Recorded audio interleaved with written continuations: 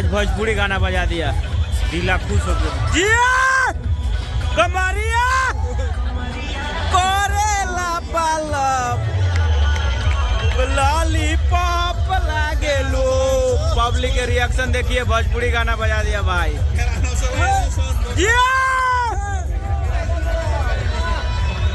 Bestie इलेला Ara district दिया गजब। भोजपुरी गाना बजा दिया भाई अबू धाबी स्टेडियम में, बहुत बड़ी बात है। बिहार का भाई बिहार का